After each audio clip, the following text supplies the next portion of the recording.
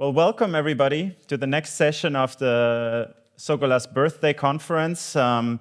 Here with a contribution from the Department of International Relations and Future Studies, we have prepared a roundtable for you on the crises of the world orders. Pay attention to the plural here. We are tackling this turbulent times that small states are in based on the conference theme from an international politics perspective. In international politics, we have the feeling we are actually always in turbulent times. There are many crises always that require our attention: the climate crisis, migration crisis, economic crisis, political polarization, you name it. All of these things is something we are constantly dealing with.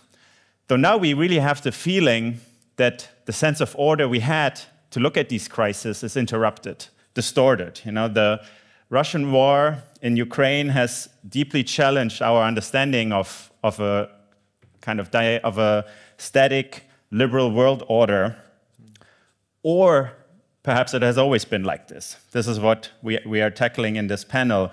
We also see Chinese and Indian kind of as emerging powers across the globe. We see the demise of human rights, or the acceptance of human rights everywhere, from Palestine to Sudan, Congo, Yemen, Myanmar, but also within the Western countries, the United States at the forefront, I would say, of these struggles. So now we are in this extremely turbulent moment, and we are wondering if all the things we knew about ordering actually are still valid. We also see a challenge from around the globe. When we think about Chinese, Indian perspectives, but many others, they would have said, well, there was never such an ordering that you are perceiving in Europe. So kind of to navigate, ask questions about this, maybe try even to find some answers, we have assembled a roundtable here today. And I'm quite excited because we went the route of talking to our alumni, our PhD students, and the teaching staff to really get a more comprehensive understanding of what we are doing. I would just briefly introduce them, and then we get right into it. First, our alumni, Lies Leidre is here, a graduate of the MA program. Elisa Ernesaks, as well, graduate of our International Relations program, and also an advisor to the Environmental Committee in the Estonian Parliament. Iris Chung is here, a junior researcher and PhD student. Kyle Martin, to my left, also a PhD student, brand new in our institute. Timothy Anderson, over here, he's a visiting researcher at the moment. And last but not least, Madly Vine, lecturer of IR and European Studies, and lecturer of IR, Tony Čekes. But yeah, right in, my first question. So we are posing the idea that there is a crisis of the liberal world order. Is there one, or is there not? And if there is one, how can we make it visible? How do you make it visible? What are some of the tools that help you see this crisis? Perhaps we start with Madly on this one. Yes, grab a mic. And I will shortly also say you can use the Slido app to send me some questions I might ask the panelist. Madly, please. Yes. Hello. I'm very glad to see the audience here, and I'm very happy that Ben asked me to participate in this panel. And very shortly, no, I don't think that the world is more in a crisis than it has been before, because as Ben introduced in the beginning, the world has been always in the crisis. And even I wouldn't use the term crisis, I would say it's systemic evolution, and the turbulences, so to say, are something that, in my mind, are the normal features of international order. And I would say that the so-called liberal order has never been so stable. There always have been proxy wars and different conflicts around the world. And I would say that there is power distribution, not really the collapse of the world order. And the emerging powers, rising powers, global south, China, India, the debate has been there for years and years. When I started my MA studies in 2008 in this same university, there were already discussions and debates that is the world in crisis, what is going to happen for the Western world when the China and India are rising. So this debate has been ongoing for years and years.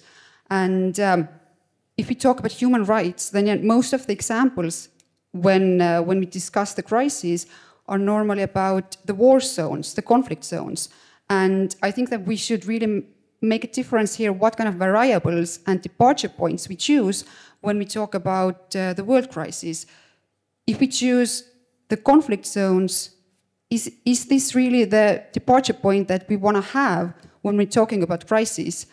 And is it somehow kind of like normalizing the crisis in a sense that we take these as a departure point to discuss human rights and the violation of human rights? Because the violation of human rights in crisis zones just shows that there are wars, there are crises, and what is happening is tragic. So in that sense, I wouldn't agree that the crisis or the turbulence that is going on now is something exceptional. I would say that it's a systemic evolution. Mm-hmm. And yes, I think that's my answer. Very good, thank you, Madli. You mentioned conflict regions, but how about if we move outside of conflict zones and maybe closer to Europe? I'm thinking, Tim, when you think about the liberal world order, you know, is there something that is different than it used to be? Yeah, I agree with Madli that I'm not a big fan of the term crisis because it's used to, it implies a sort of short duration of where norms are suspended, but the term is often used to actually describe ongoing, very long-term changes and adaptations, which never really end. In the context of the liberal world order, or like I should say, sort of the self-image of the liberal world order, what this discourse portrays, I think there is a specific kind of tension that's emerging that's not completely new, but particularly intensified. I see the liberal order as the idea, this promise that human rights can be expanded and that democracy can be safeguarded and can be exported. And this was always really about managing a kind of contradiction, I think, between the promise of universal human rights and the reality of sovereign state power and the legacies of colonialism. So I think what we're seeing today is not a radical break from what was occurring before, but rather an intensification of this foundational paradox. And I think I guess I can talk about this more. I don't want to take up too much time, but I think the clearest way for me to see this is in how border management is changing, how migration policy is changing, how the understanding of asylum rights in the EU and the US is changing, and I think this tension is surfacing. Mm-hmm. Yes, thank you very much, Tim. Maybe to get some more voices from the panel on the liberal world order, Kyle, as somebody who is working on proxy wars of the United States, Madli already mentioned this is something that is maybe sustaining the world order. So therefore, is this still happening? You know, how do you take a historical, like a small historical perspective, perhaps, on this liberal world order? Yeah, one of the primary things that I've been looking at is the way in which it's evolved, the way in which utility and hegemony is maintained and created through the establishment of zones of security, zones of exception within very arbitrary different climates, different countries, different conflicts, often that are chosen based on the utility at which the different actors, the local actors, can provide in terms of further extending or further establishing different types of reach, different types of resource allocation, different types of either engagement with or destruction of what is looked at or established as an enemy within these different types of conflicts. And it creates a hierarchy of utility and of sovereignty, wherein sovereignty of these selected peoples and these selected nations is automatically treated as subsumed or underneath the United States and its hegemonic power and its weight being wielded around the world. Mm-hmm. Yeah, thank you. You were all talking a little bit about now that the crisis was always there, if we want to use this term. There is kind of not a big change. That's what I gathered in the world order. Is anybody making the argument for the other way, that there is something particular about this time that is changing, and how structure. Tony, maybe? Okay, I'm on. Yeah, so I really enjoyed, first of all, thank you all for being here. It's such a pleasure to be at this panel, and I really also enjoyed your perspectives on this. And to some extent, if we do look at the structure of this changing world order, which first of all, I think I would also kind of problematize the idea that there's a single world order. Yes, we do have a sort of a dominant world order that's become known as this American-led international liberal order.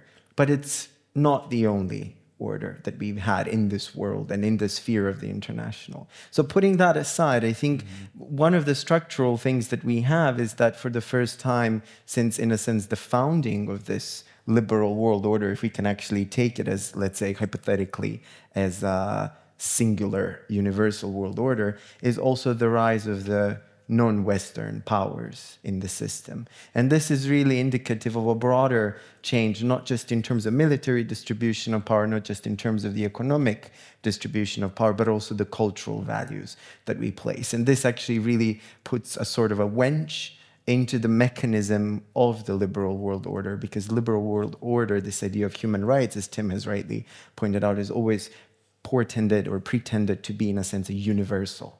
It always strove to this universality.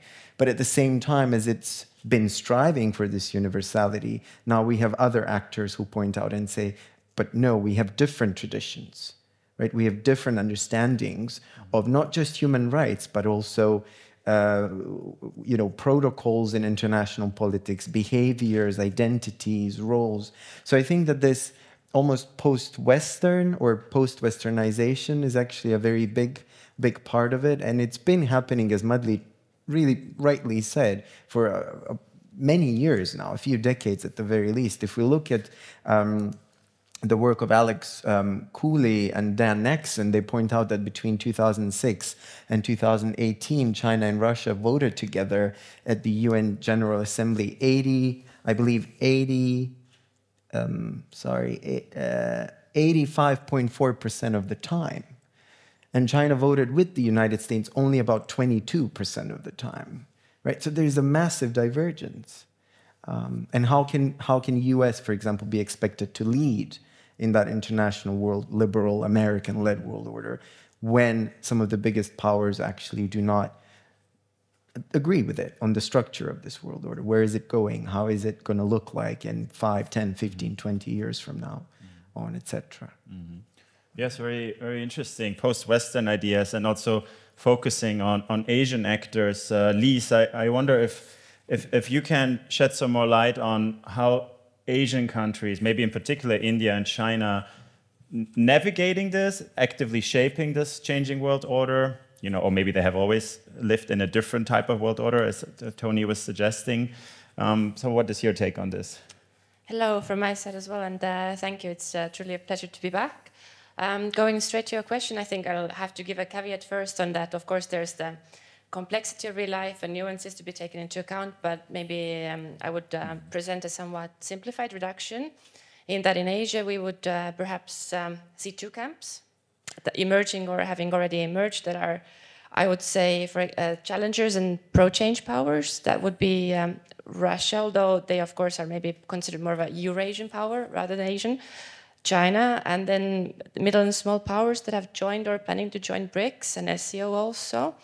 And versus then the status quo powers that are identifying themselves as part of the Western world, committed to upholding post-World War II and UN-based international order. So these would be Japan, Australia, Republic of Korea, and somewhere in between, one foot in one on the other camp is, of course, India, belonging to BRICS and SCO. That would be the Shanghai Cooperation Organization. Sorry for not saying it the first time. But also pragmatically associating with the West, for example, in the formation of Quad. Whether they're actively shaping the changing order, I would say yes. So for the pro-change powers, this would be creating and joining organizations, structures, formations that are perhaps outside the Bretton Woods or post-World War II system. We can, already named BRICS. That was established, I think, in 2009 with their first summit, coming up with this requesting a greater voice in them, in particular in the financial institutions and more diversified monetary system. And also the Shanghai Cooperation Organization that has evolved from, it started out as Russia and China joining up with Central Asian countries on the countering terrorism, but it has evolved into this Pan-Asian, more of a political, economic, a wider organization, basically. So yeah, in that sense, you see it from that side, but you also see it from the status quo powers in that I would say they're not static at all. They're also forming new organizations or like formations vis-a-vis the changing global fault lines. Perhaps so we can give an example of AUKUS, which is Australia strengthening security cooperation with the US and the UK. And also, I think Japan is maybe a bit interested in joining that cooperation. We have Japan and Korea strengthening their bilateral alliance with the US. And also Japan and Korea strengthening their outreach to Europe, I think, to perhaps more than ever before. We can bring the example of the IPE4 format of the NATO, and also the security and defense partnerships that both Japan and Korea have signed with the EU recently, and then some various trilateral formats as well. So among themselves, perhaps like Japan, Korea, US, and also Japan, US, Philippines. So yes, I would say that definitely Asian powers are trying to actively shape this situation, evolving systemic situation. Thank you. Yeah, thank you. Fascinating that you all have this knowledge available like this. I'm just listening to all the new international institutions and organizations that are kind of coming into the system. If we think a little bit about the liberal Western order, it's all organized around the UN, you know, the Bretton Woods system, how it used to be, World Bank Group, and so on. Now we have all these new institutions kind of pushing and forming it. Of course, this suggests that we see the world ordering through institutions and not through other means, which of course is also possible. I would like to introduce some more crises maybe now to this panel. So the world is certainly getting much more complex with much more actors having access to also kind of shaping abilities. I'm always thinking of the climate crisis in the kind of background of all of this. It shapes geopolitical realities, you know, it brings refugees to borders, global inequalities exacerbated. And we also now, you already mentioned Russia as this Eurasian actor or something like this, which is a very interesting other question maybe we have time to tackle. But yes, Elise, I'm wondering, I know you are working on environmental issues. I know your work here at our institute also was about connecting Russia's war in Ukraine and the climate crisis. So how can we, in the light of this now new factor in Europe, geopolitical competition is really back on the forefront, how can we still deal with the climate crisis, which is probably the most important issue to deal with, because this decides whether there's a planet to even have crisis on in the near future. So like, how do we navigate this? Maybe also how do political actors navigate this? You know, as you have this access in a way to at least observe them, you know, dealing with the climate crisis in times of Russian aggression in Europe. Yeah, well, it's difficult, as we have seen from all of our experience with it. But I would say that the climate crisis is, as you mentioned, a threat multiplier. So everything is, first of all, connected to the climate crisis. And it also exacerbates all the vulnerabilities of, that are going on elsewhere. And it is also kind of connected to all the other crises, as we have talked about, liberal political crises going on, and it's connected, and it is also the economic instability that we see and social inequality, that they all work together to create more worser environment for all of us.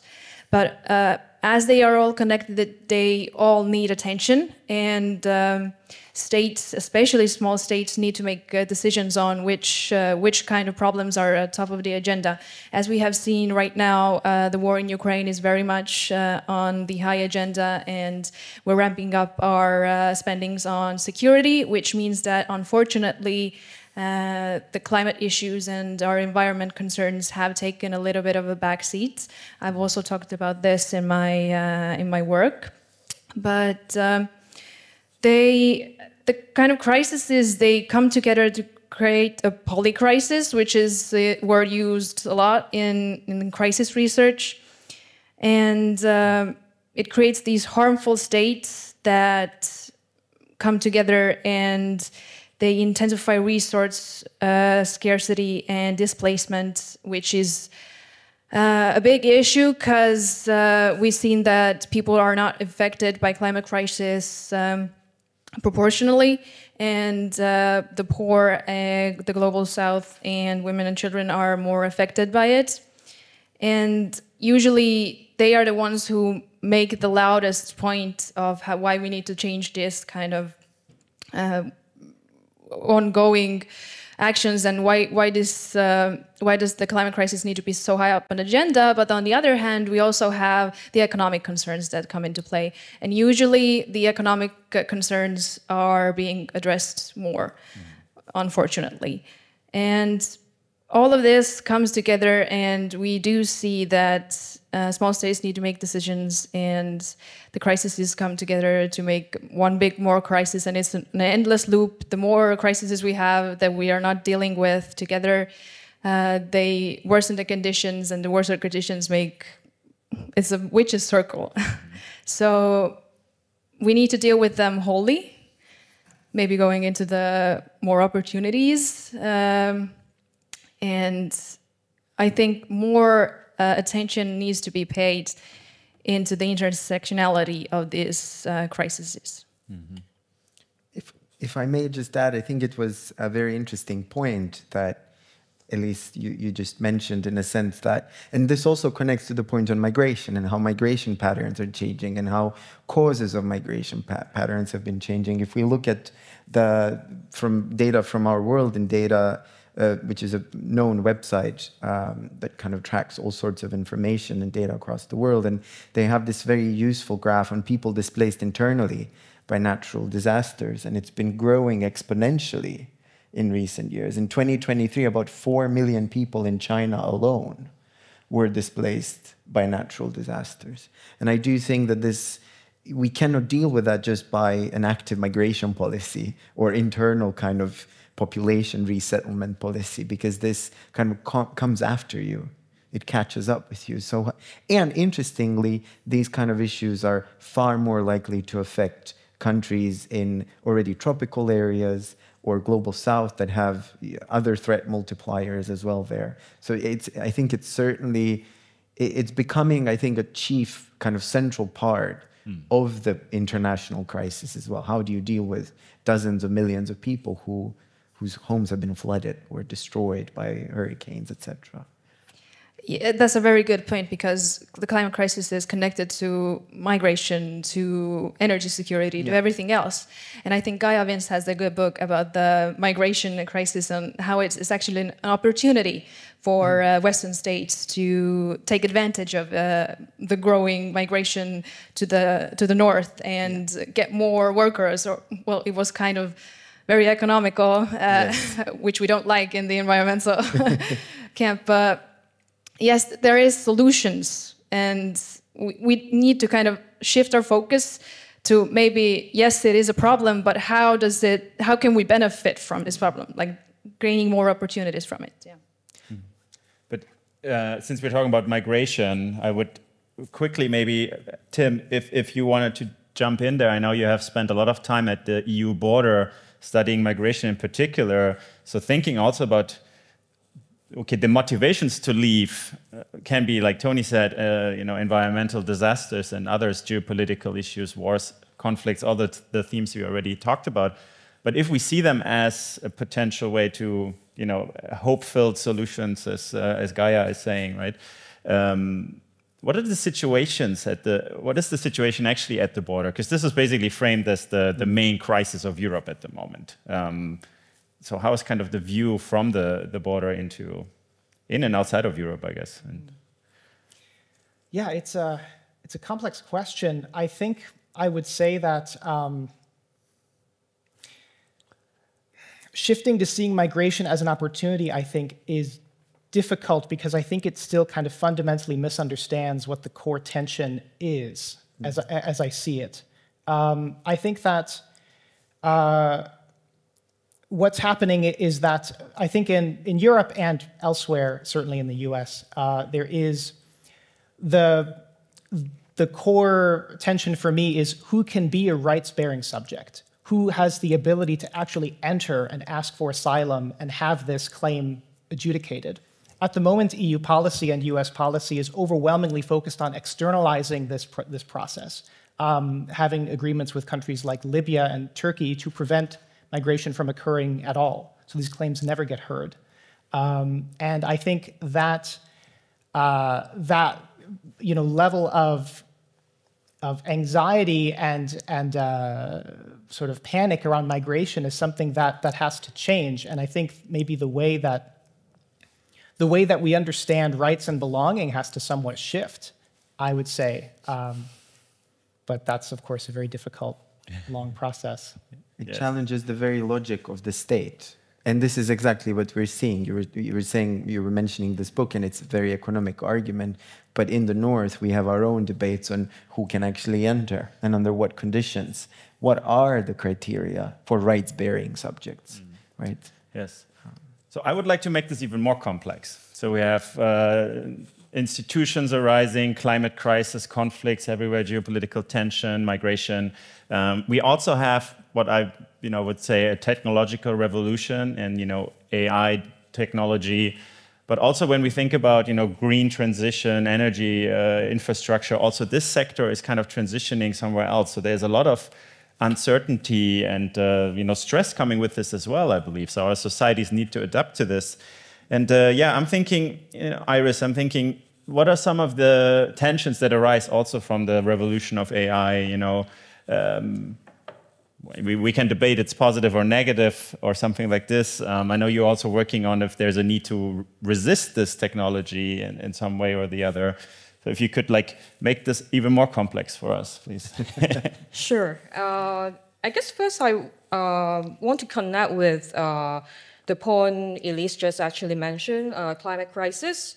I would say right now the technology AI is not really sustainable at all. I don't know if anyone of us here, or the audience, know how much of that. But then I guess first I actually want to ask the questions from our audience. Have anyone actually used any AI today? Is that 4 or 5? Quite many, I guess. Half of the room, I guess.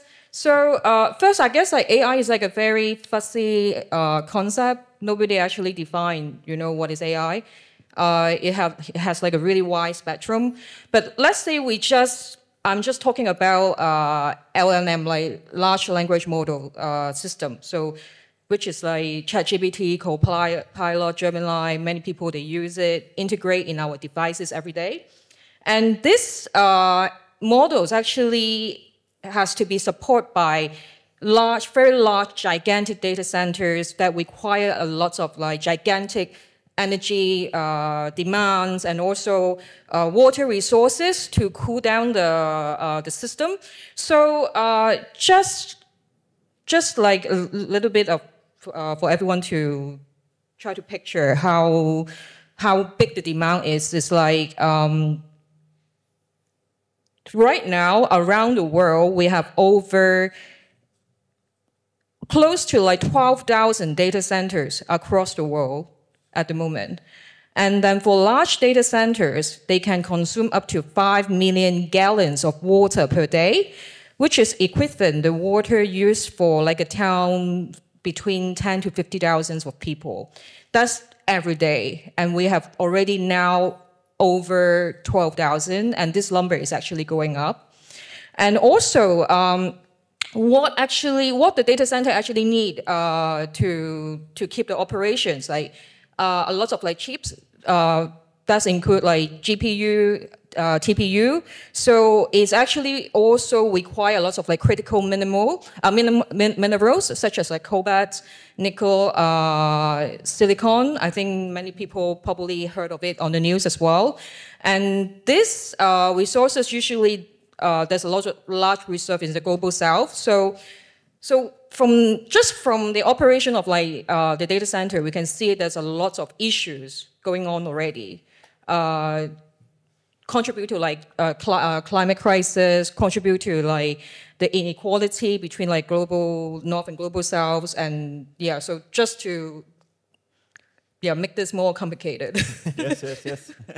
Yeah, so this is like, first I want to actually highlight, I have like a very long list, keep going on and on and on, but I don't know if you want me to keep going, or you want to have like another round. Yeah. But may I interject? Yes. Just one more. This is very interesting, and to further complicate and connect. Yes. So we need to draw linkages to all of these different phenomena, right? So we have climate migrations, refugees, then we have this whole data center empires, essentially. Jaron Lanier calls them siren servers, because they have this beautiful voice, we're attracted to them, right? But then they come with a sort of a backlash. But if you look at the United States, 79% or 79% of lithium deposits in the United States are found in Native American reserves on indigenous lands, right? And most of the people who live in these reserves have already been genocided into reserves 100 years ago. Their ancestors had been. So there's a big question now on what happens when mines start opening for lithium, right? 79%. So this just adds kind of, not just a further layer of complication, but also the seriousness, right? The weight of this entire polycrisis. Yeah, just to respond to what Tony just said, like actually a lot of this like rare minerals is everywhere in the world. But somehow, I guess what I observe is like the global north, probably they prefer to exploit or use up other countries like global south reserve first. Then maybe they will start to mine their own reserve. But then the priority will be like global south. If we can get that from DR Congo, from Indonesia, from the Philippines, why I should use mine, right? Because we can get it cheaper. Like we can, there's less regulations. Yeah. So I think that's also worth to point out. But then there's also many other, I would say, you can frame as crisis or danger. For example, I would say a lot to do with like in recent years, like in the warfare, especially the autonomous weapons. We can see like autonomous like drone attack, and then there's many new weapons actually related to AI as well, the application of AI, like the war in Gaza. Israel actually used like different AI system to generate targets. So, and also, for example, like if I go a little bit more about like drone autonomous weapons, a lot of countries now actually, especially like US, like they kind of like, advocate using this because there's like less death on their soldier. So it's sort of like lower the threshold to enter to the war. Like, but then is it actually ethical? So I would say like AI, there's whole lot of issue actually we should look into it. It's actually, yes, it's provide lots of convenience.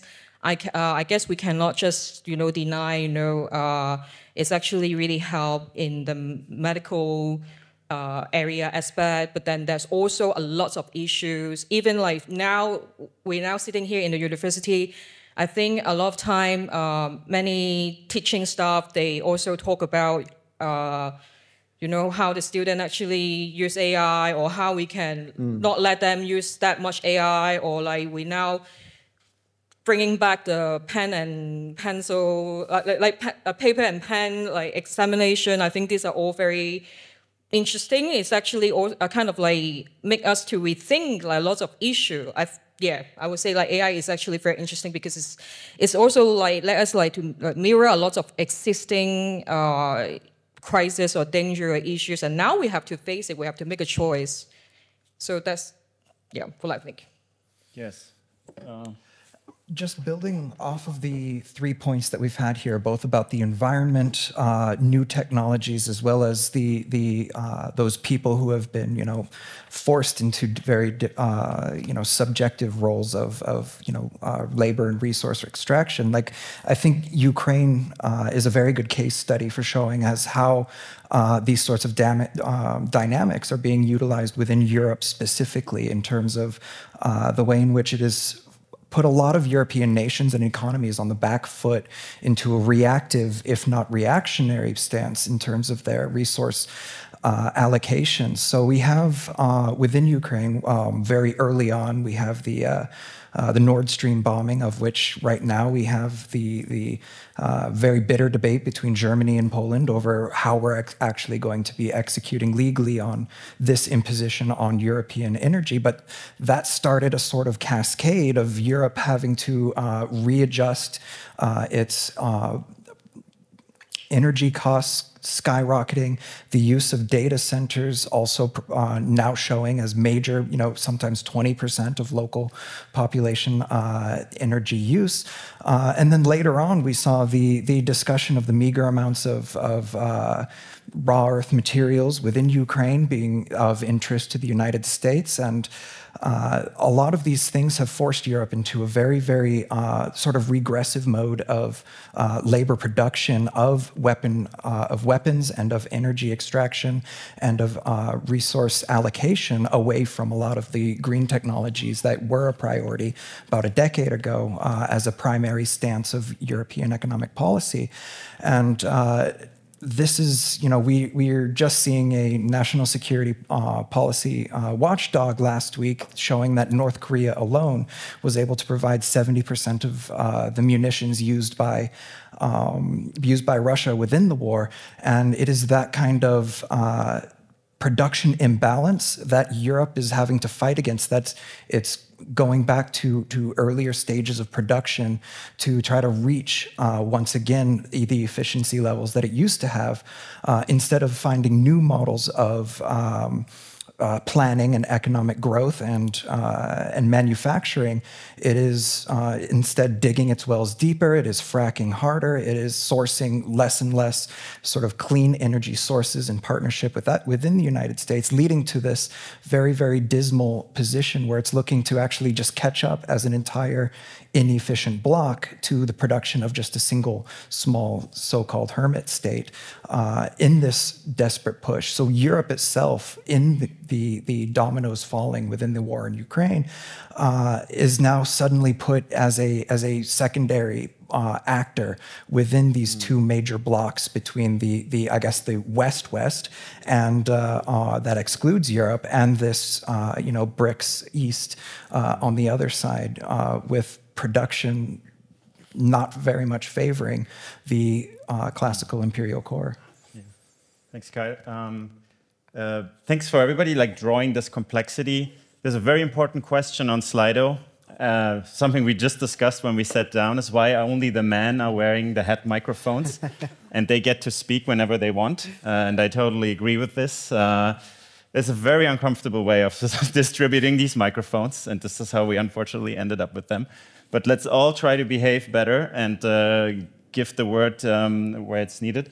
There was Elise wanted to add, and Elisa, I think there was a gentle hint, but Lise, please, and reaction to the circle. Yeah. Of course, no, sorry.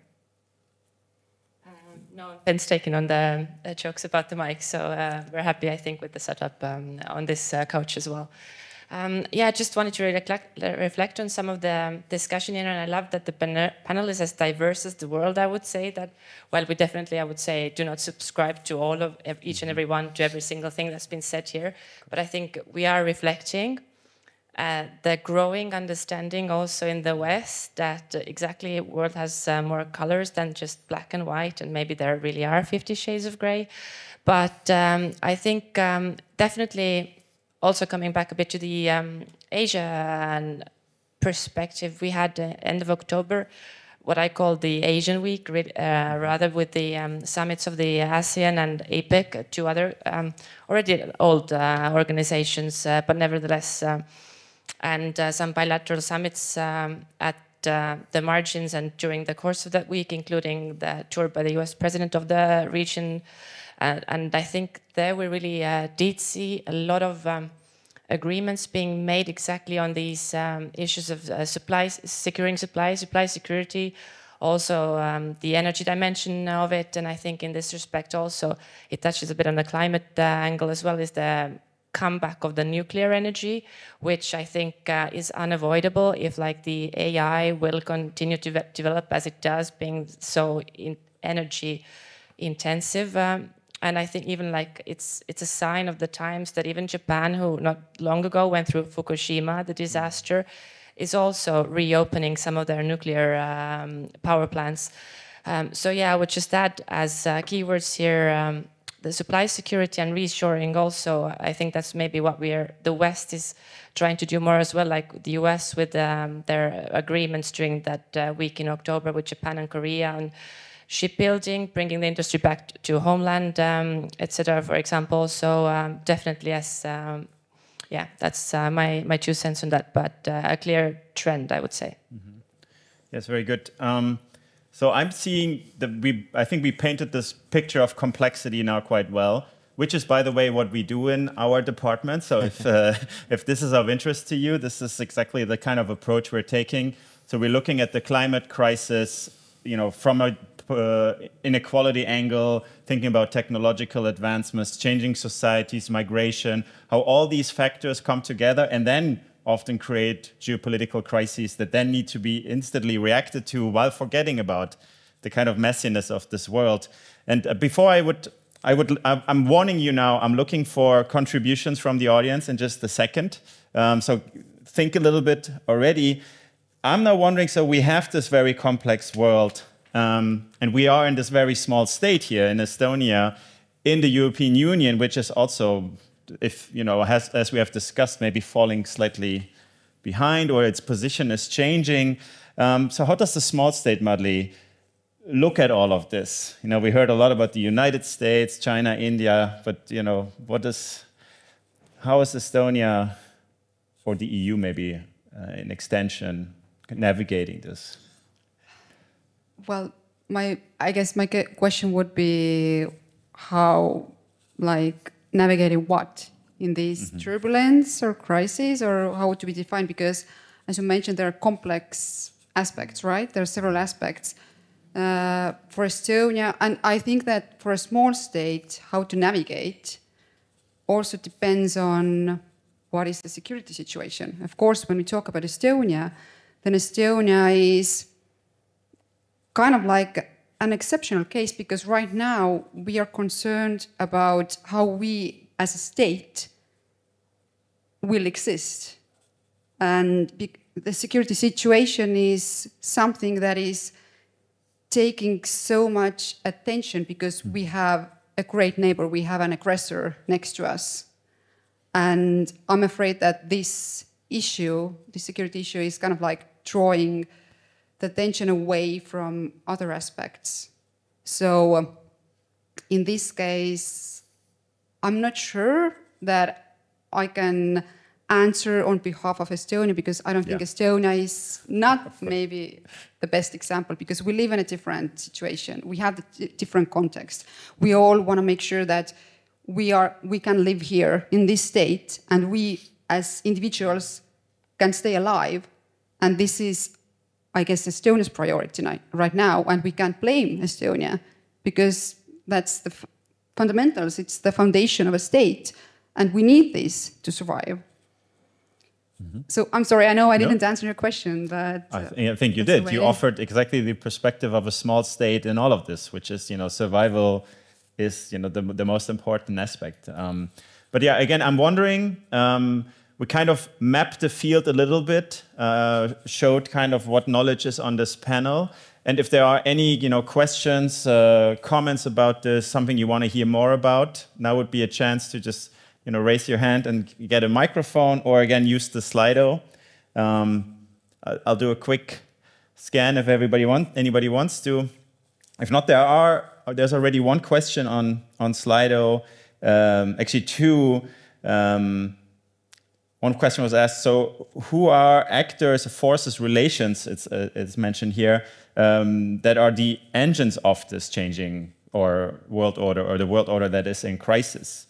There was already hints of it, I suppose. Could you repeat the question? Who are the actors, forces, and relations that are the key motors, it says here, for putting this world order into crisis, into failure? I guess this is a very broad, there's a lot of... Complicated. Iris, you want to give it a shot? I guess this is very complicated. There's no... I don't see there's like a so-called key actor because, everything's sort of like connected. So I don't know, like maybe some of you have like a better answer. No, I think I would have to agree with you. There isn't really one actor. Even if we talk about Global South, for example, this semester I gave a course, Global South and Rising Powers, together with Tim. And with students, we discussed what is Global South, what are Rising Powers. There is no unitary Global South. There is no unity. There are so different, diverse actors within something that we tend to take as a unitary, like Global South. We talk about Global South, but what is it actually? And I would say that I still think, and it is my idea, that there is no world crisis per se, in a sense that it's not different what has been so far, what has been in the future. And I would say that even if we're talking about the emerging powers, then they're not destroying the order. They're just demanding representation that is proportional to their size and population. And if you think of that angle, that what is their population, economic size, and so on, then if they just want to be heard, if they want to be represented, we as a West or others, however we define this, we shouldn't take this as kind of like a beginning of crisis, but we should take it as something perhaps that should be normal, I would say. Any more voices from the audience? If not, Tony, yes? Yeah. Wait for the microphone, please. Then.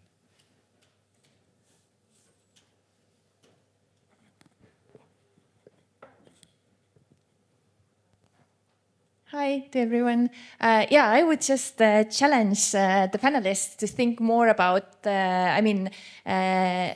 you can hold complexity in your embrace, but if we think about, some of the forces and processes that you mentioned, we cannot all put everything into one boat, right? So if we think about inequality, like who is driving this process, if we think about the past, the colonial, what Tony mentioned is also what has happened to the indigenous population, who is suffering these different, either we call it crisis, violence, who is suffering and who are the major actors? And obviously there's a mixture, I agree with Madli as well, that it's, there isn't maybe one agent, but there is definitely this dynamic between the global north and the global south in how this, first of all, the myth of the world order is made, and then how unjust it is, and in whose interest are we keeping this unjust world order in place. So I'm actually throwing my question back to you. Good luck. Yes, Kyle? Yeah, I'd like to build directly off of that with this global north and this global south, because I wouldn't argue that there are individual actors who have established crisis.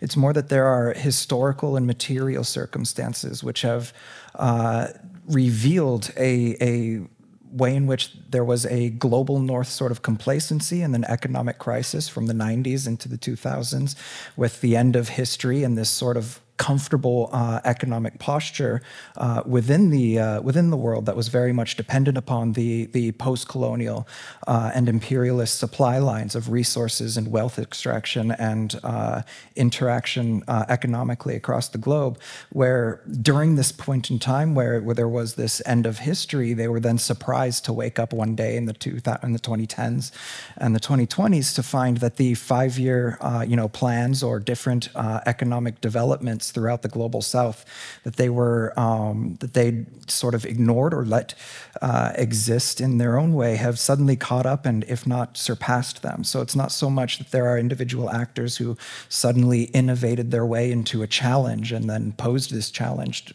from one actor to another, but that there was a blind eye to what was being developed outside of itself, to find one day that it was no longer in this comfortable position on top of a giant throne that it used to be. Mm-hmm. There are, yes, more on this. There's actually, in classical Estonian fashion, many questions on Slido. But you wanted to also jump on this? Yeah, I'll be very brief. Yeah. I agree with everything that's been said. I mean, this might sound like a lazy answer, but I also genuinely think that social media, or rather the way that social media and data is used and manipulated, and the way that certain kinds of data are accessible to some actors and not to others, and the consequences of this, you can read it through a post-colonial lens as well. I think that this has had a significant impact on how people around the world in different ways relate to power and relate to their societies, and how they understand information and their place within different social and political constructs and narratives. And I think it's been I think it's been a major factor in maybe accelerating or distorting some of the processes that have been brought up. I just want to add one thing. So I feel like so far we're really focusing on actor in terms of like state actor. But then if we're looking at the technologies, right, like tech companies, they actually hold enormous power. Also, they're driving a lot of changes. And somehow it's also, they have like a very complicated relationship with like, with different states.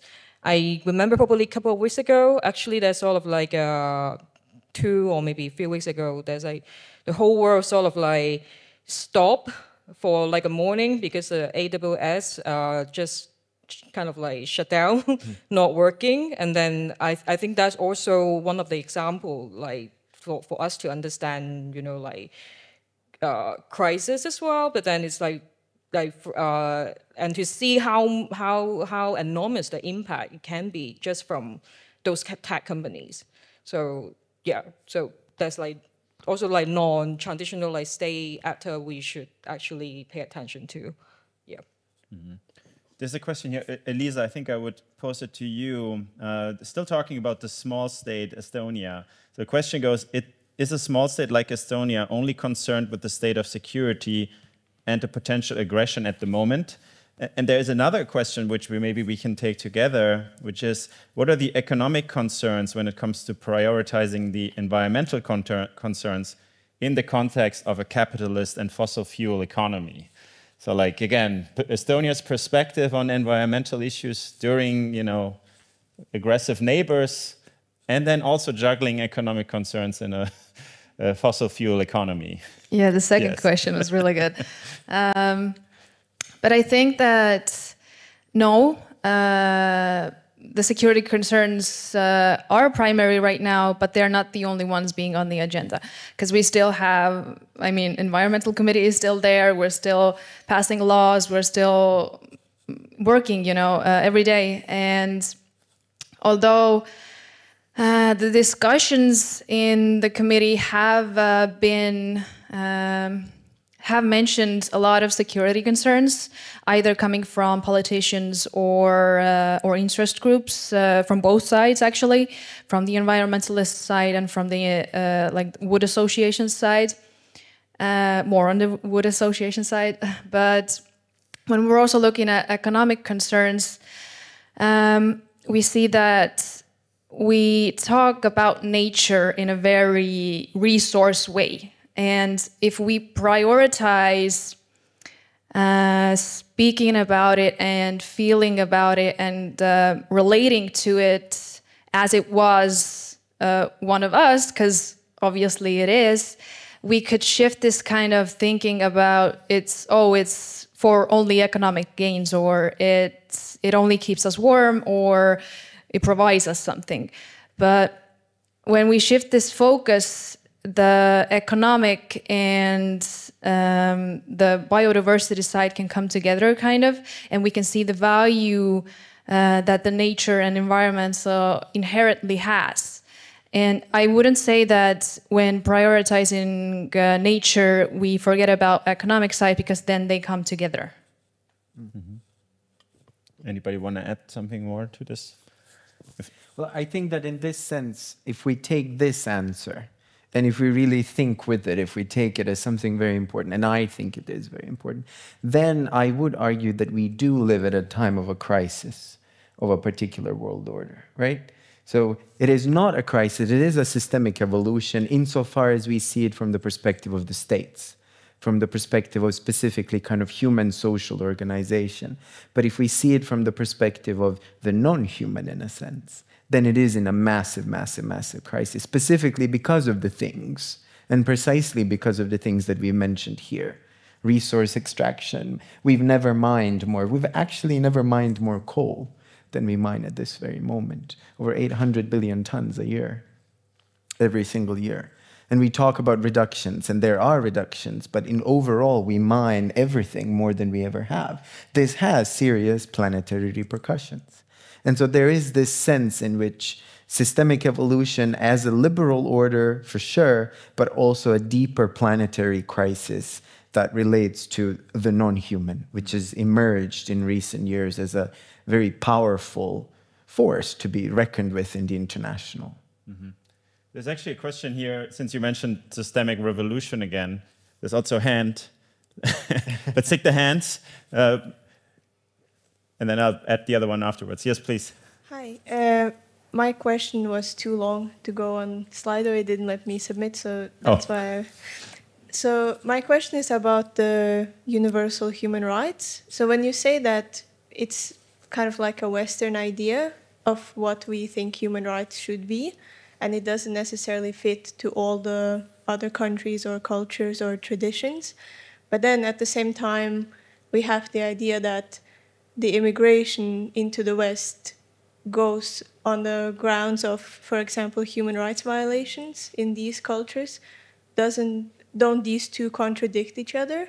That we don't want to actually establish human rights in other places because that is maybe a consequence of colonialism or like colonialist thinking. But at the same time, we would rather prefer they come to our countries in the West to get the human rights that we have here. Tim, I might be looking at you maybe for a first go at this. Yeah, of course, it's a big topic. I mean, any answer I can give will be incomplete. I don't think that the idea of human rights is a Western idea. I think the way it's been institutionalized and legalized has its roots in a specific post-World War II moment within Europe. But the idea of rights is historically and culturally and geographically has a lot of resonance elsewhere. So I would say that I don't see it as a Western construct, and even if it is, I don't think that's necessarily a productive angle for analysis. I think what's important is that for various reasons, different state actors around the world have invoked the language of human rights, and I'm including like Western countries in this also, to do things that are very much against the spirit of human rights and the conventions that they're signed onto. And I think that when it comes to situations of asylum and refugee movements, people who flee their homes or are internally displaced and seek international protection, they are implicitly putting their faith in the system of human rights and holding the West or other countries to the documents that they've signed on to. They often find that, well, states are failing to uphold this right or make it as difficult as possible to move and to access protection elsewhere. So I don't know, maybe a roundabout answer. I would kind of reframe the terms of the question as I see it. If yes, react to this as well. That's a very good question. Like based on the questions and what Tim said, I just want to point out, like even within the asylum seeker, there's also somehow there's like a hierarchy. So some they can maybe they can claim the right, maybe they can and actually some like. They can enter to a country probably easier than the other. Like depends on where you're originally from, I would say. Yeah, so I think that's something people should aware. Even like sometimes when we think about like asylum seeker, we think about okay now maybe Europe like they reject a lot, but then that is not because in the system that you can always see there's a hierarchy. Some people they can actually like the Europe in general, like they're more happily to receive than others. Like there's like a very, I think, like since the war of Ukraine, many people has actually point out too, like, oh, how come, like Ukrainian, they're like kind of like more accepted compared to the others. So just want to point that out, yeah. Yes, I keep on looking at you, so if anybody wants to jump in. There are two questions here that I find very interesting. I'll take them together. It was mentioned now, this kind of systemic evolution, revolution. I think Lise or Madli, one of you mentioned it at the beginning as well. So there's a question about the determinism. So is world order developing in a certain way and then changing in a certain way? And there is another question, which I also think is a great one and impossible to answer, by the way. Let's suppose there are multiple world orders, as our panel says. Kind of where are they? Can we see them? Can we compare them? Does it matter? The question is, does it matter whether a regional order or they respect human rights or not? So what are kind of the, I guess, markers for different world orders or something like this? I think it's maybe not helpful to really place them geographically, but still, like, so we have this liberal world order. Do we have any others? And then there's the question of, do they develop in a certain direction or not? I mean, Madli, you used the term, but like anybody, any thoughts? Where do we have some world orders? Lise, maybe also like from, again, Asian perspective. What is this world order we're talking about there? What just thinking sort of my feet, it really is a tough one. But I think definitely, I suppose, we have to look at the lowest common denominator if we look at the world as a whole, and that is, of course, the UN system. We have no other that has that claim to universality.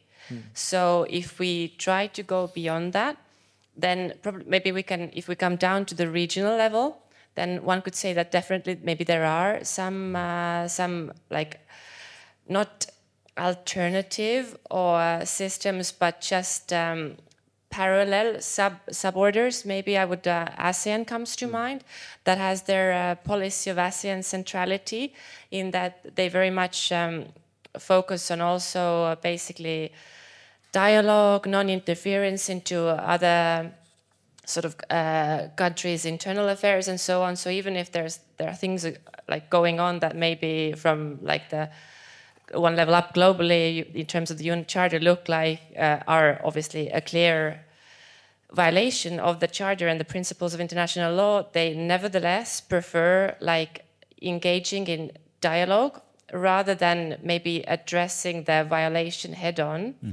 And I suppose it comes from maybe also just having being in the field of influence of several of the bigger powers, like obviously maybe in the balancing the scales in between the US and China. So and having that in mind, so there on the example of this, just one example, which of course is not representative of the whole, but that is the first thing that comes to mind, to maybe say that yes, there are like other systems, but maybe they are at a sub-level, at a low level. I mean, I like the analytical starting point that you kind of choose, is that if world order is built around institutions like the UN then, or other Western institutions where the Western world order is, if institutions regain regional influence, then maybe we can start looking for other orders there. I think this is very fruitful, but there might be maybe more hidden markers as well. Tony, you have, or what did you want to? I think it's an excellent question and also a great response. I wanted to mention ASEAN myself because it is quite an incredible example. We also have the African Union and all of these other attempts and kind of, not attempts, these organizations that is part, that are more at sub-level. But again, this idea of an international order gives off this impression of a reified structure, right? If we follow Lisa's kind of argument here, if you do go down to the common kind of denominator, there is the UN system, but then at the same time, the UN system is also very weak in the way that it works. Can it actually be called an order? How much does it order if it's so weak, right? It doesn't have the power that we usually associate with the order, and especially now, right?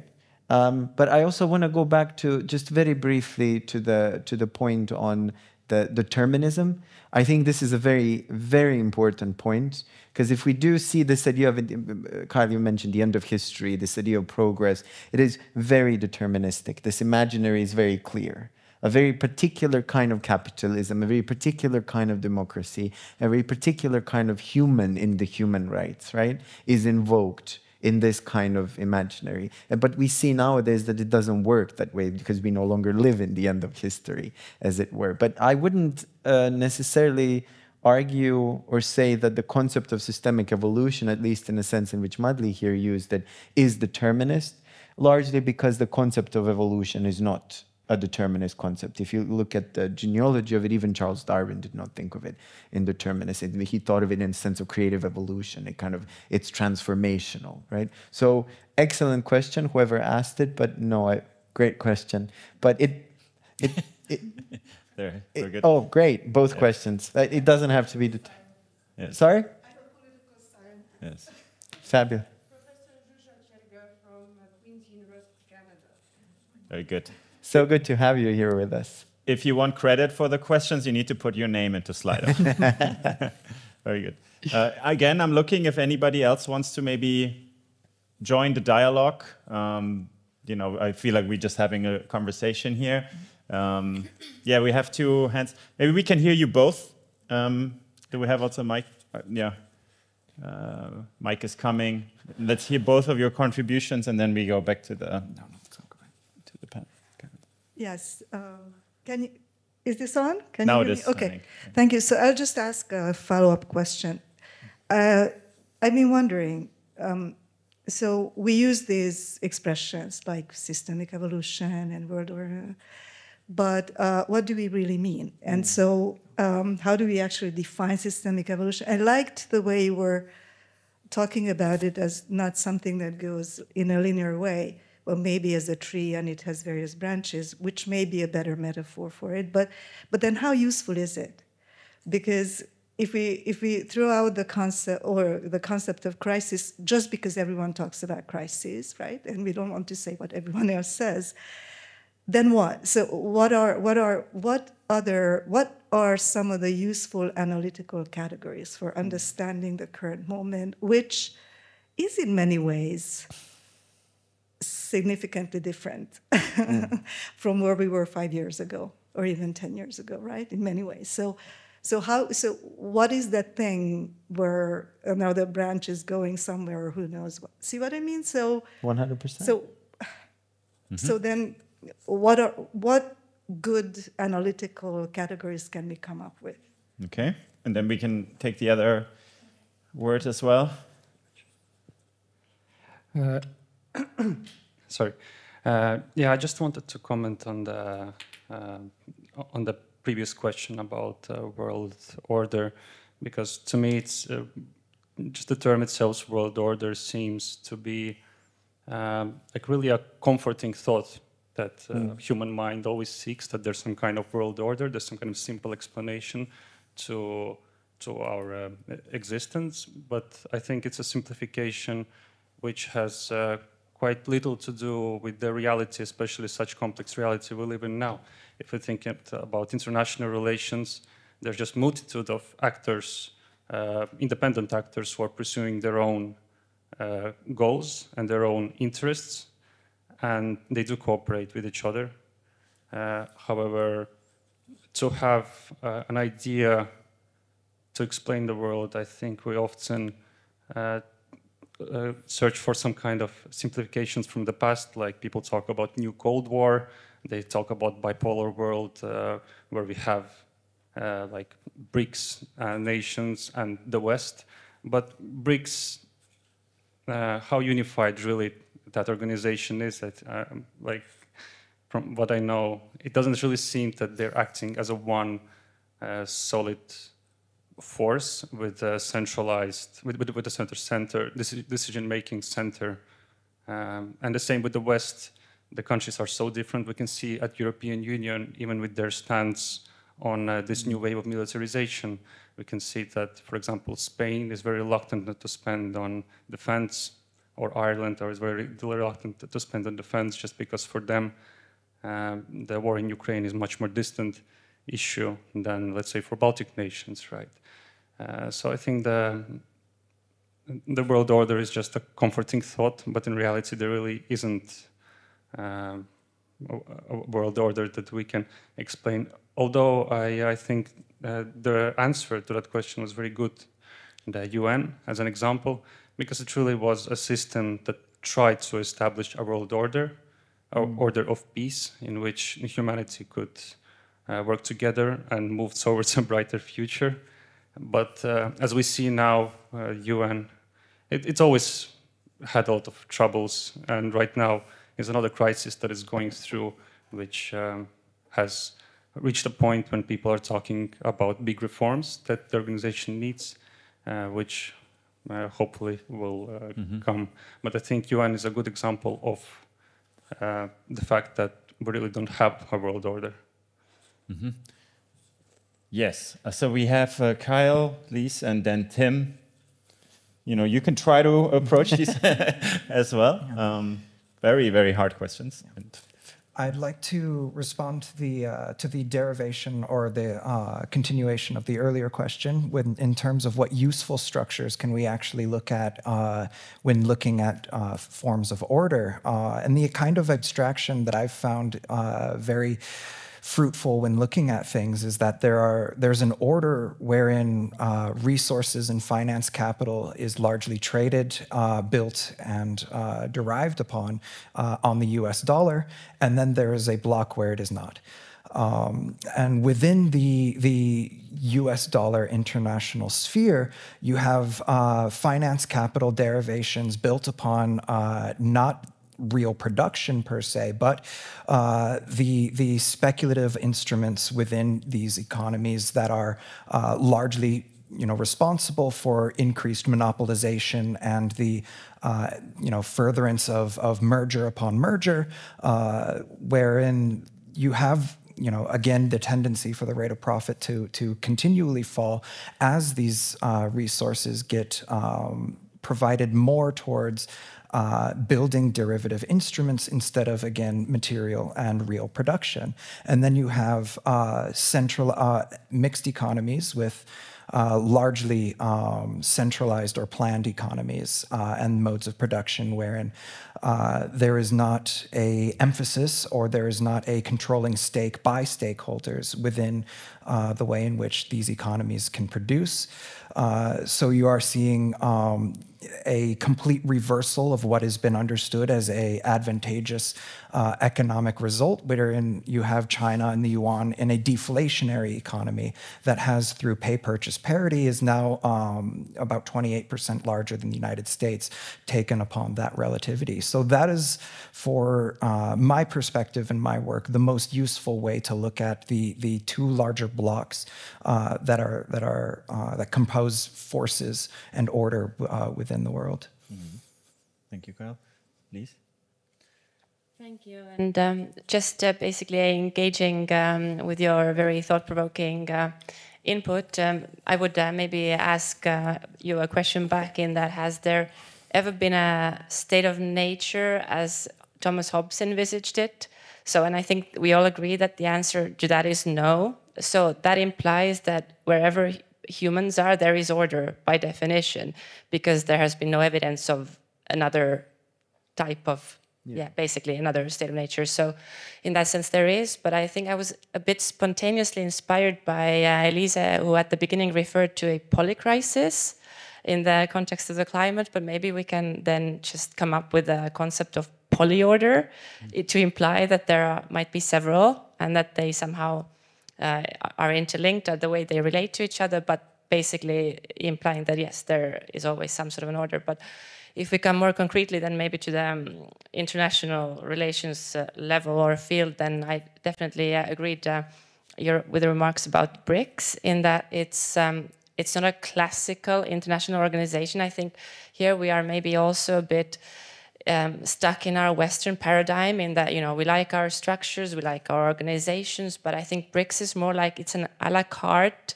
menu. You pick and choose what you want based on and that degree what that you want based on your interests as you perceive them.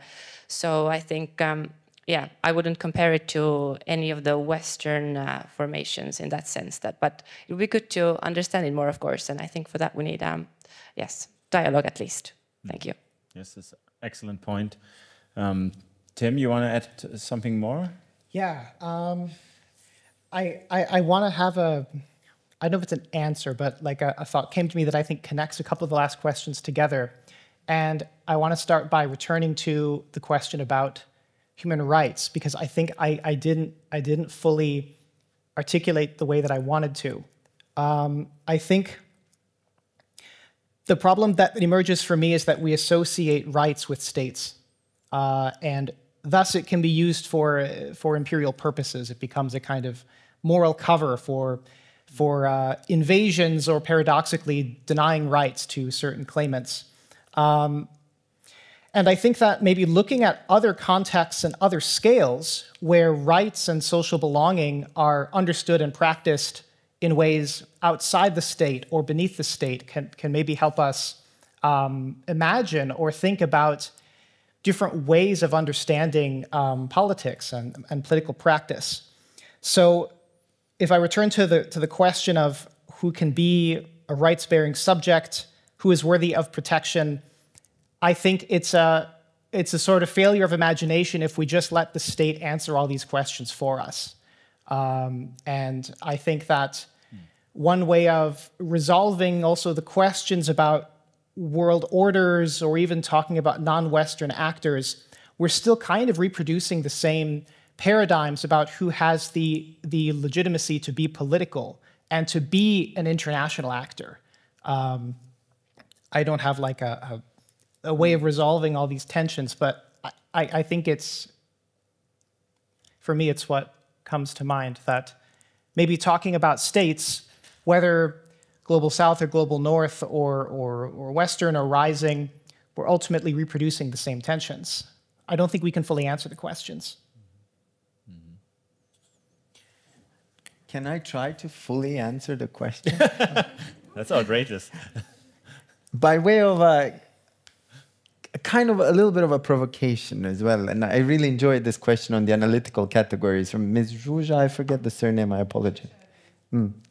And thank you for that question, because we spend a lot of time complicating things in international relations, but we also spend a lot of time thinking about analytical categories. And one analytical category that I would submit here on this table is the planetary, right? The international was born out of a particular imperial constellation of power in particular in the early 20th century, when the discipline was born. We have a historiographical work that shows this, right? The question was not interstate relations, but inter-empire relations. And international has had a good run, as it were. But I think in many ways today, when we talk about all of these polyorders and polycrises, I love the polyorder concept, by the way. we're not getting at the core of the tectonic, deep crises that are affecting us. Even if you look at the basic level of culture, the culture war, sometimes it feels like you're trying to talk to a person, but they live, as Bruno Latour used to say, you live on a different planet, right? And so I think that this concept of the planetary kind of helps us get at a lot of these analytical complications by bringing in also the planet itself and our relationship to the planet and the complexities that come out of it. Also the question, who is we, that relates to this planet in particular. So a lot of work on it already out there, but I do think that international as such is a colonial vampire, and I would be very happy if I could stake it in the heart and bring over the planetary or something else that is more exciting into this world. I don't know if it helps. I hope it does.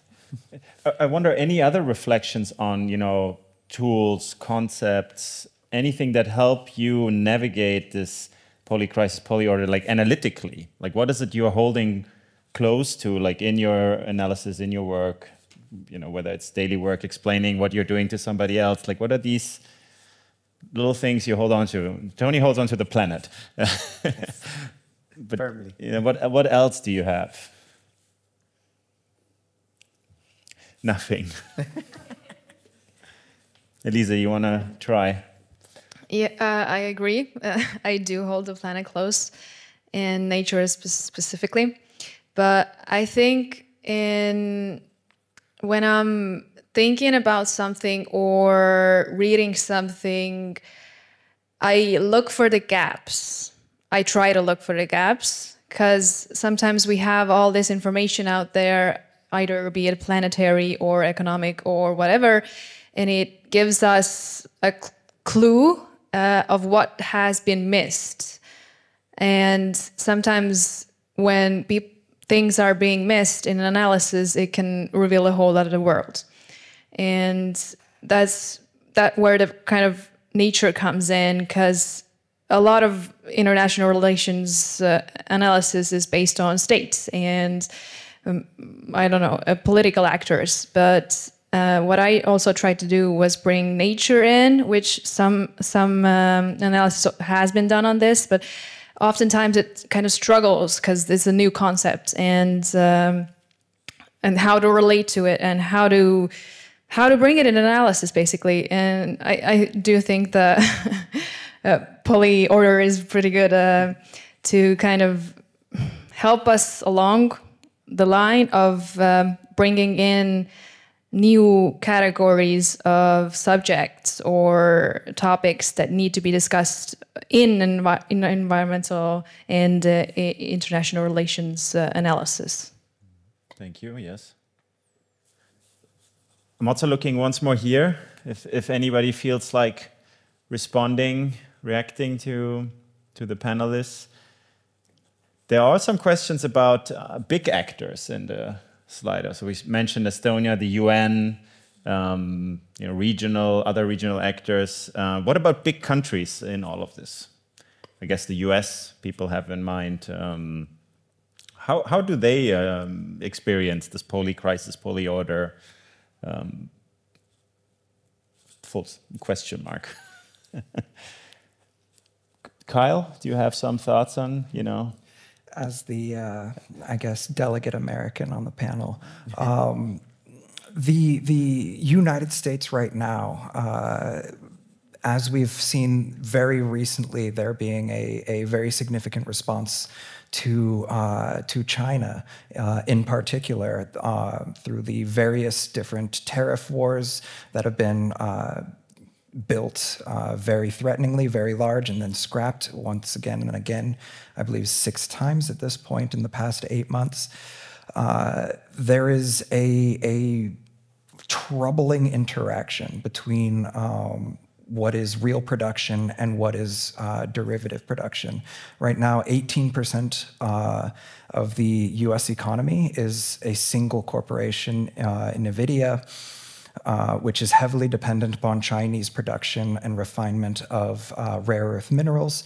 And this just dropped within the last 2 weeks from being 21% of the economy to 18%, losing over $1.5 trillion in market value off of the economy, as China announced that it is no longer going to utilize any of the products from this manufacturer in its own work domestically, having announced its own counterpart to this.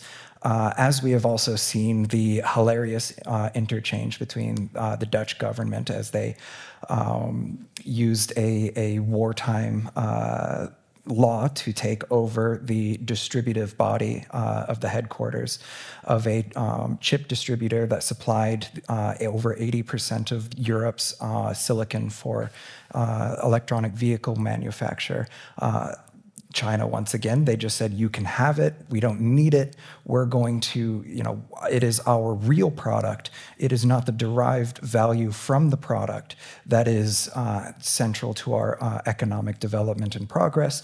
So because we have the real product and its manufacture all domestically, we don't need to engage then.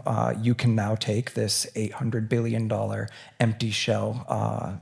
Good luck, Netherlands. You can do what you want with this. It's a nice building.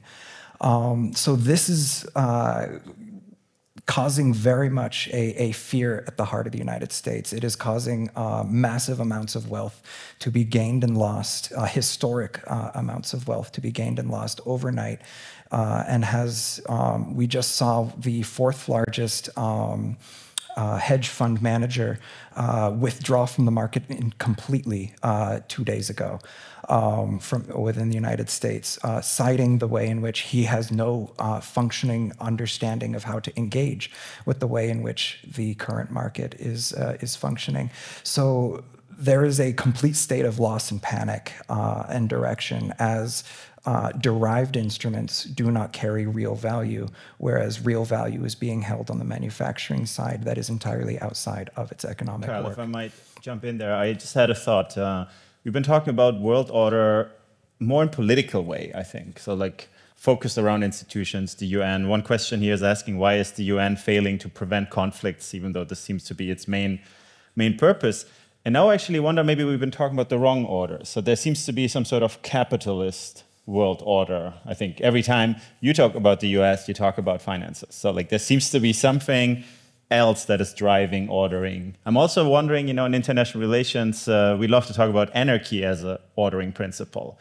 Or, kind of the critique of anarchy that there's a hierarchy in international relations. So what about these orders?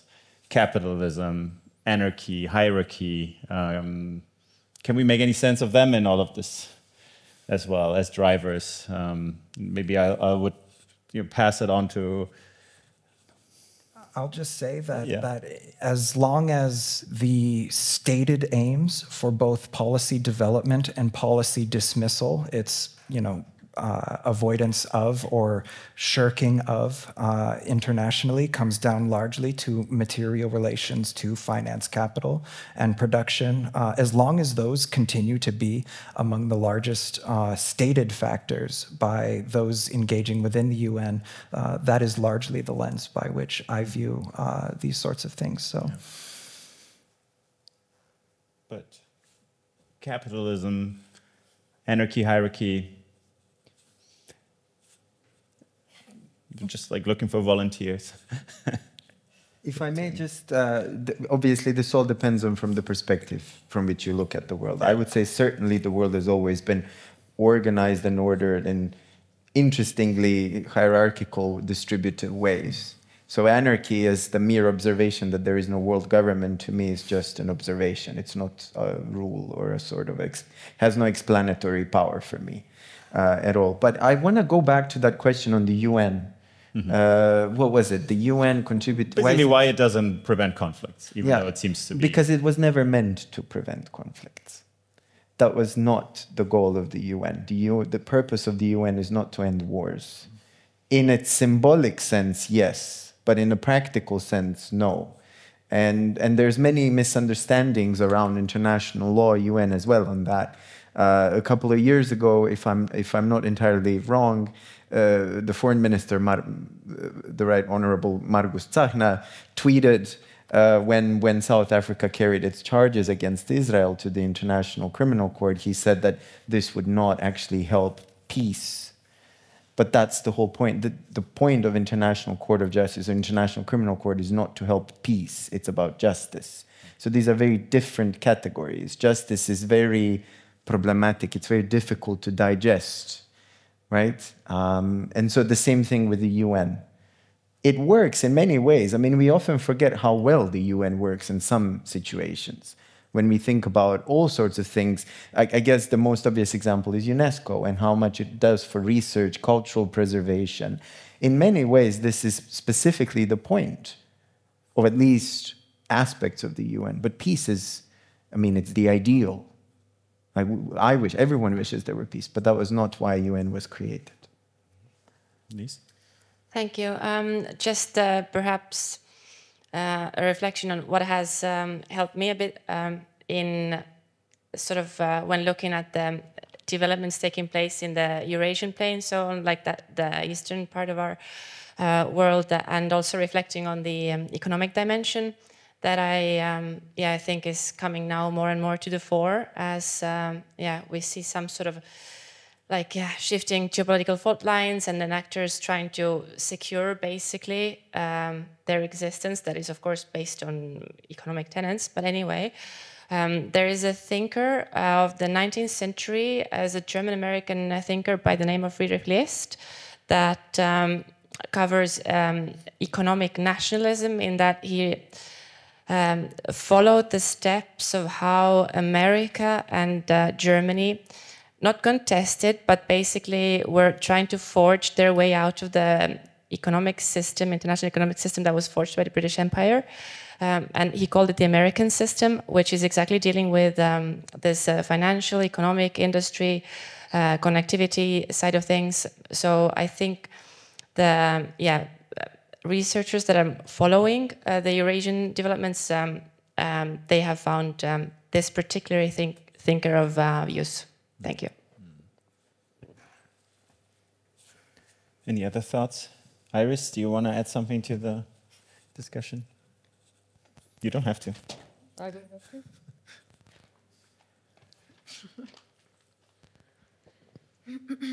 It's on, yeah. Yes. I guess capitalism is a great concept for us to understand the world order, because we can see many, like when we begin this session, we talk about a lot of different crises, and a lot actually to do with capitalism. Who want to gain or grow the economy, and then at whose cause, at what country cause, at our cause actually, we don't know, but we praise economic growth so much. It's like the only goal we need in our society, which I strongly disagree. The thing is the essential idea of capitalism is we need growth every year, but then it just doesn't make sense. And also how much growth is enough? That's never enough. But then what we have in this planet is limited. So I guess capitalism actually is something very good for us to try to understand the world order, to navigate the international relations, not only between state actors, but with different actors, non-state actors as well. So that's my 2 cents. Yeah. Mm-hmm. Yeah, I do agree with you, and I also think that the liberal world order is inherently tied to capitalism, because for Estonia, at least in the 90s, when we became independent, the liberal kind of goals were the main ones, and we had a period of liberalization, and all the values that it brought, all the economic gains are still instilled into our Estonian minds, kind of. And I also agree that the overconsumption is not sustainable right now that we're dealing with, and the constant GDP growth and more and more and more and more. And this is why I think the donut economy is a good alternative to it. It's basically living in our means and not exceeding the planetary limitations. And while we have the required kind of sustainable resources for people to live nicely and well, we do not exceed the kind of the resources that we have or the nature that we have. And this, we need to rethink how we act and how we consume. And I do think this kind of economy is not sustainable, and there needs to be a shift in it. Yes, thank you. A few last questions in this Slido. These are all impossibly hard, of course. They're about solving the conflicts and wars in the world, but maybe there are different ways to take it. So I'm looking at one question: is there any possibility to develop a diplomatic approach for any of the major armed crises that we are seeing right now? Similar flavor, similar question, different flavor. What would it take to make two sides sit and talk to each other with a chance of any resolution? This is also a great one. And then maybe the last one: how can these global actors that we are discussing escaping the vicious circle that was earlier mentioned? You know, that you keep on worsening crises by actually trying to solve others. So, like, what do we do in the face of all of these? So these are the million-dollar questions. You know, that. Any thoughts? I guess one significant, quick, and easy thing that already does exist that we can utilize is The Hague. If Europe stops debating whether or not it wishes to enforce The Hague, there's quite a cornucopia of genocidaires around the planet. Mohammed bin Salman in Saudi Arabia, of course, Netanyahu, and Joe Biden and Donald Trump, and a decent wealth of them also pretty domestically, wherein there is a first step towards justice and reconciliation that can be utilized at this moment without developing any new structures. Madeleine, maybe? Yeah, these are tough questions, and I was struggling in my head if I should provide an answer, and I have come up with an answer, I guess, but it's too simplified, that what is in my mind.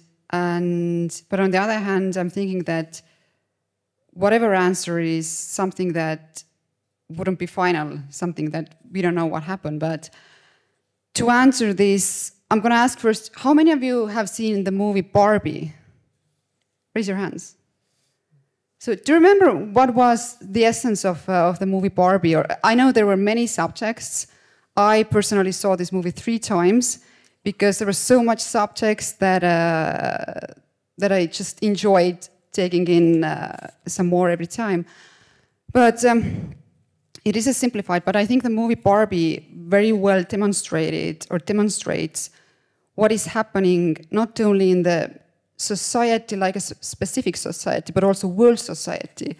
Barbies didn't listen to Kens, what Kens wanted, what were Kens' expectations. They didn't really consider Kens as the equal partners. And what happened was that when Barbies lost their watch, or their head Barbie, then the Kens took over. And then there was a fight, there was anarchy, and then Barbies again took over. So, and I guess what my point is that if we don't listen to others, and we as academics, I feel that we have a great responsibility here in a sense that we teach the students, and we should provide students with tools, analytical tools and skills to analyze, to listen to others, to consider different perspectives. And I think with this simplified, thought or for answer, this is something that I would provide, that we should listen to others. And we as academics perhaps should be the kind of like the beginning points of providing the tools and skills how to listen and how to analyze. Thank you. I mean, this was perfectly executed of an answer, even if you say it wasn't as complex as you wanted it, but I very much liked it, Tony. Barbie subtext, I 100% agree. The bigger question is who listens to the academics nowadays? That is the bigger question. But I wish it were so, but I totally agree. But I do just want to say also that we often forget and ignore that international law is actually really well equipped to deal with many of these situations. We just do not listen to it, right? Either for lack of political courage, either for having all sorts of different competing interests. That is also normal, but we do not listen to it. We do also, what's worse is we do not have a sort of a mechanism of enforcement to kind of make it impose itself on us in a way. And I do think that the problem also with solving the problems that we have in world politics that we've had historically is that, of course, it's contextual, but we've also really, when you present a solution, when you have a problem and you want to solve it, you just want to solve it. And sometimes it takes time to solve something. Quick fixes to big problems are not, they're going to proliferate other problems. And the same thing, for example, we're talking about all sorts of complex topics, but for us here in this part of Europe, Ukraine is such an important topic. This is why we want to have a durable, long-term solution to this particular problem, which is the problem of war and aggression on Ukrainian territory. If we have a very quick and easy fix to this problem, it's going to come back and haunt us very soon, I would say. And so the same thing can be applied to the situation in Israel and Gaza with the current truce. I don't think it's going to last. It's already not lasting, actually, right? So we need an actual durable solution. But what this involves, it is contextual, of course, but what it will involve, especially in this interhuman domain, was a lot of restoration, a lot of justice, a lot of listening to each other, a lot of healing maybe sometimes that we don't even want to, or we do not know that we want to attempt, right? And so I do think that we have a lot of tools at our disposal. The international law is incredibly strong. The international system as it is, weak as it is, diplomacy, we have it already. We don't need to invent hot water here.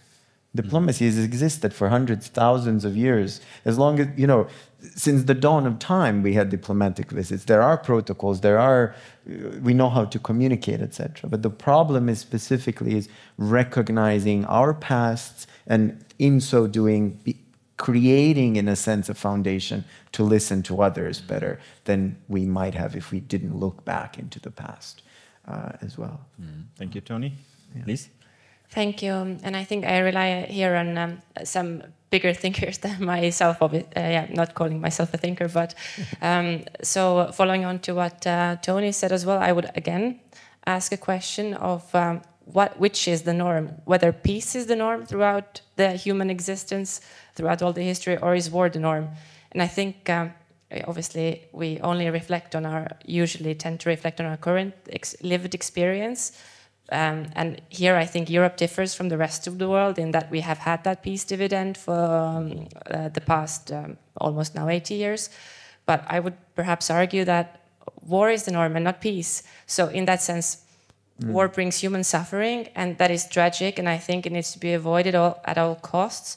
But like reflecting on Clausewitz, for example, who said that war is the continuation of politics by other means, I think that really is the case in the sense that all our interactions, they have a goal that's politics, and so is war is the kinetic sort of continuation of this politic. So, and I think obviously avoiding this is something we need to work towards, but I don't think it can be fully avoided. But I would refer here on another great politician, that would be Churchill, who I think postulated that it's better to jaw than to war. So my answer would be yes, diplomacy, discussion, dialogue, and so on. But accepting that historically war is the norm and not peace. Thank you. Elisa, you seem to want to add something, or am I misinterpreting? Not really. Not really. Okay. Do we have any last questions? We have a little bit of time left. But if not, I wonder if the panelists have something they wanted to still add to this panel before we're closing it. Is there anything you want to close with? Any final statements you would like to make? Maybe Lise? Just to thank the organizers for this opportunity to have this fruitful and I think lively discussion that presented many diverse views. Thank you very much. Great. I mean, we could end here. Should we go off of what Lise just said about Clausewitz? Should we go and if war is really the one constant or norm in human history, then we could side with Michel Foucault, who at his time said that politics is war by other means. Maybe it's a more radical. I don't think war is the norm. Maybe I disagree with Lise here, but it's certainly thought-provoking. Mm-hmm. There was a... Yeah. There was a question. It's on the slide, actually.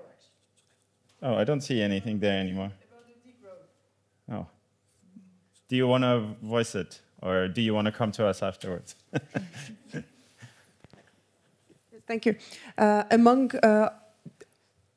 all very exciting topics, there was discussion about unsustainability of constant growth, and there is a degrowth movement, but how realistic it is to actually achieve it on global scale, where there are so many large societies and large economies which are only now or recently achieved the level of prosperity or well-being or stability and entering the era of consumerism, while developed economies already achieved, started thinking about, okay, maybe we are consuming too much. So how realistic it is, or how to achieve this?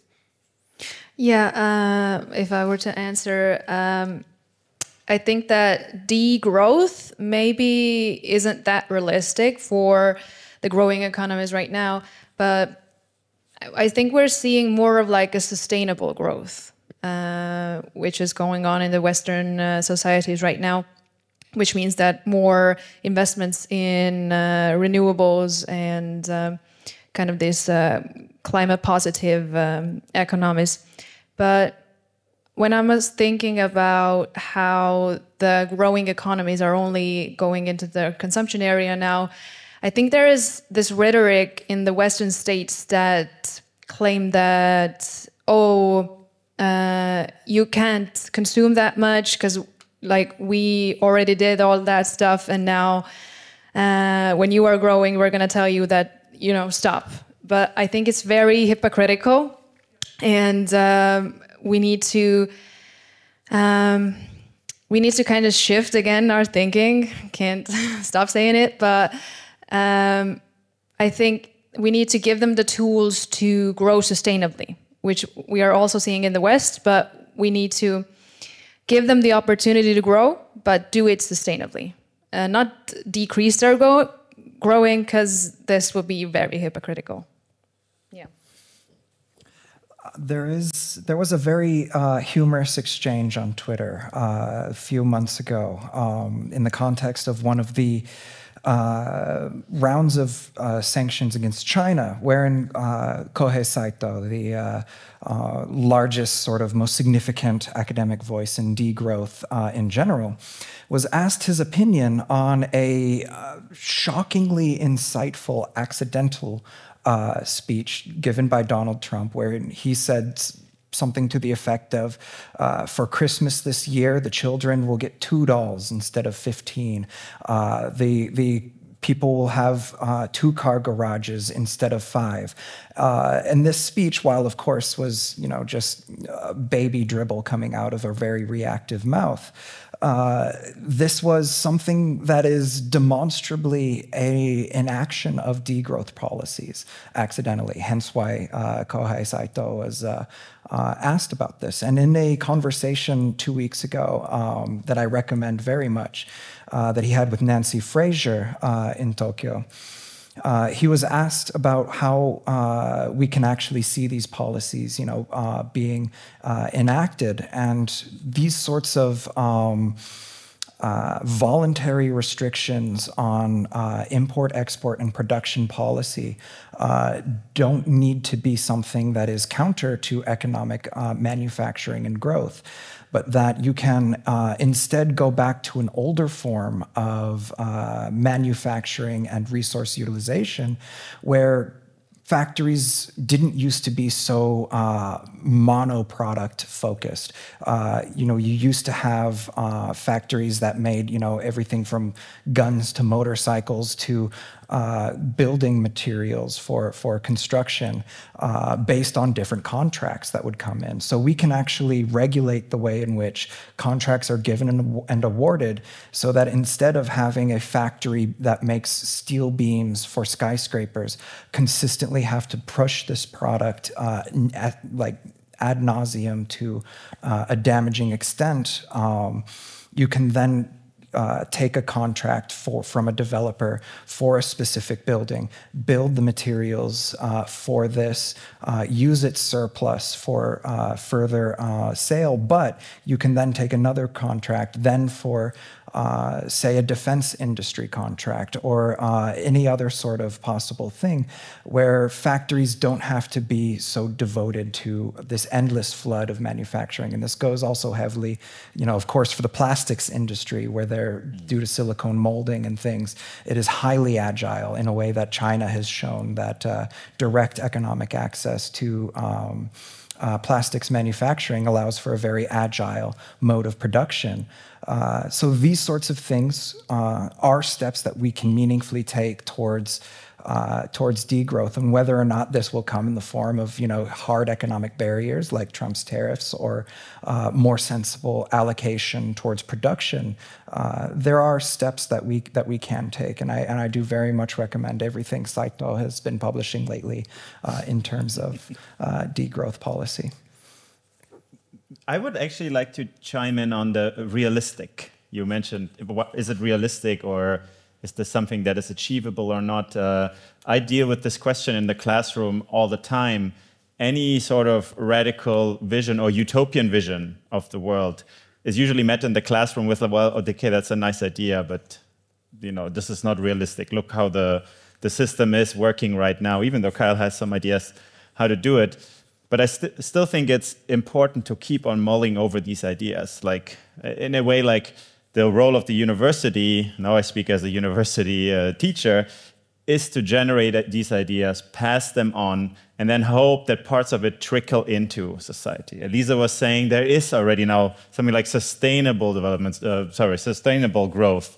So the very radical ideas, they are kind of floating around. They kind of sometimes hit fertile ground, and parts of it at least makes it into society. So I'm always very reluctant to say, well, this is not going to work. The shift is too large, too radical, too big. But these small steps, this is what we have and what we need to rely on. And we also cannot stop, thinking about these ideas and putting them out there just because we admit to ourselves this is realistically not going to happen. But we need to act as if it can be. And then, hopefully change in the right direction is possible. Yes, just my contribution to this panel. Yes. Yeah, I think it's very important that you kind of spoke of hope, because we do need to have hope for our dreams, or hope for that something becomes better, or even if it doesn't seem like you're doing it that much. And I feel like if we do have hope and we are not afraid to put ourselves and the ideas out there, I think something will change, even if you don't see it. Very motivational. Okay. Yeah. It's just like closing on hope is the best thing we can do here right now. Okay, maybe then I should be silent, because I wanted to nod to the hypocrisy of, because I really agree with in a way, my question was a bit also provocative, in a way, because really we have to think first of how we, as the traditional consumers, our societies, how our initiatives for sustainability or degrowth have to be full chain. So it's not only about filtering your garbage, but also looking where does this filtered garbage go, and whether it actually travels to other countries and they actually deal with your problem, and that becomes their burden simply because you pay for it. Like all kinds of these wholesome processes, so that this system will be fair for all the players who are involved in it. But I also agree with the term of hope, so let's bring it back. And thank you so much for all your discussions, because it's these conversations where we voice these topics that bring us closer to solutions. Thank you. Yes, thank you. Thank you for coming. Thank you all for following our invitation to speak here today, and please give a round of applause for all the panelists.